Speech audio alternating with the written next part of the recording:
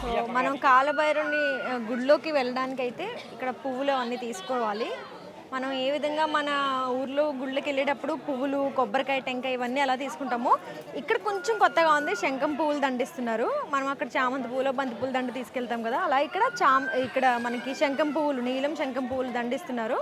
అలాగే కొన్ని పటికి బెల్లం ఉండలు, అండ్ ఇక్కడ కొత్తగా ఆయిల్ ఇస్తున్నారు, చిన్న ఆయిల్ ప్యాకెట్ అండ్ ఒక నల్లతాడు. సో ఇక్కడ ఇచ్చే దేవుడికి సమర్పించుకునేటువంటి పూల సామాగ్రి అయితే ఇది పట్టుకుని వెళ్ళి ఆ దేవుడికి సమర్పించాలి. అండ్ ఇక్కడ ఇంకా చాలా స్టోరీస్ ఉన్నాయని చెప్పాను కదా. కాలభైరవుడు అనంటే కాలం అంటే సమయం అని చెప్పాలి, అండ్ భైరవుడు అనంటే ఆ భైరవుడి వాహనం. అండ్ ఇక్కడికి వచ్చి ఈ దేవుని దర్శించుకున్న ప్రతి ఒక్కరు కూడా మరణం భయాలు ఉండవు అని ఇక్కడ చాలామంది జనాలు చెప్తున్నారు. అలాగే అదే నిజం అని కూడా చాలామంది నమ్ముతున్నారు అనమాట. ఖచ్చితంగా ఫస్ట్ కాశీకి వచ్చిన వెంటనే ఫస్ట్ దర్శించుకునే దేవాలయం ఏదైనా ఉంది అని అంటే అది కాలభైరవుని దేవాలయం అని చెప్పొచ్చు. ఎందుకంటే మరణ భయాలు ఇవన్నీ పోతాయి అని వాళ్ళ నమ్మకం.